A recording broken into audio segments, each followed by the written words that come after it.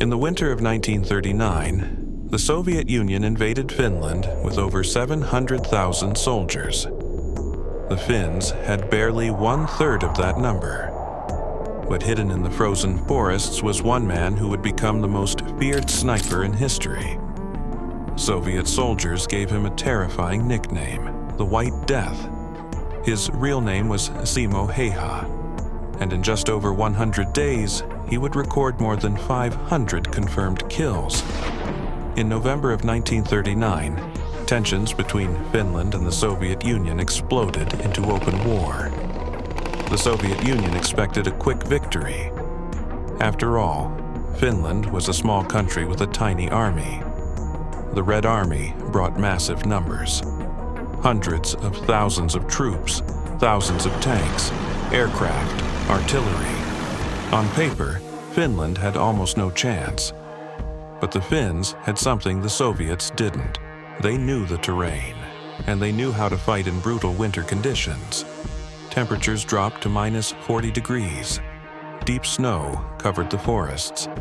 And it was in this frozen battlefield that a quiet Finnish farmer named Simo Häyhä began to make history. Before the war, Simo Häyhä lived a simple life. He was a farmer, a hunter, and an expert marksman. Growing up in rural Finland, he spent countless hours practicing with his rifle in the forests. By the time the Soviet invasion began, he had developed extraordinary shooting skills. When Finland mobilized its army, Häyhä joined a sniper unit defending the forests near the Soviet border. What happened next stunned both sides of the war.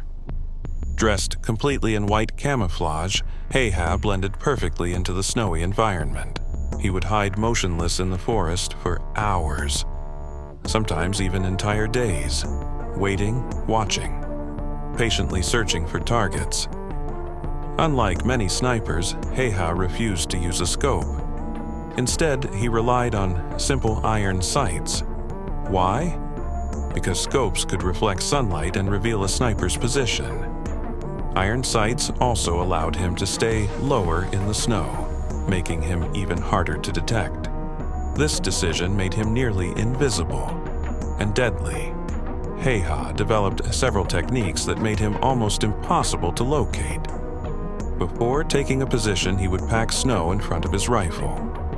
This prevented snow from flying up when he fired, which meant enemies couldn't trace his shot. He also placed snow in his mouth. This prevented his breath from creating visible vapor in the freezing air. Small details like these kept him hidden, but what truly terrified Soviet soldiers was his accuracy.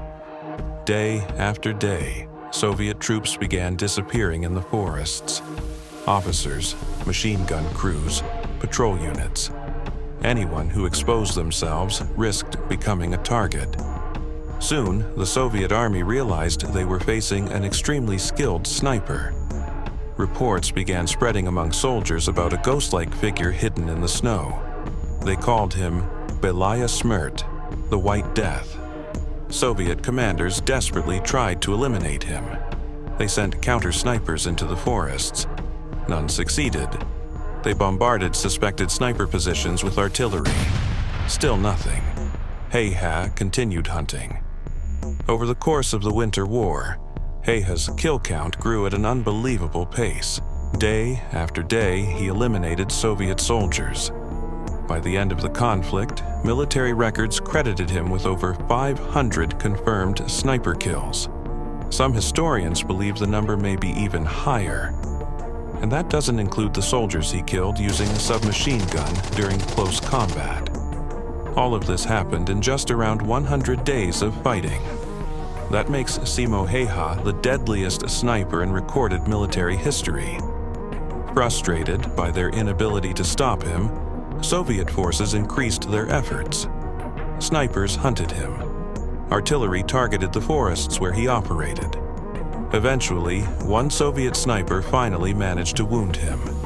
In March of 1940, Häyhä was struck in the face by an explosive bullet. The impact shattered his jaw and left him critically wounded. He collapsed into the snow. For days, he remained unconscious. but he survived.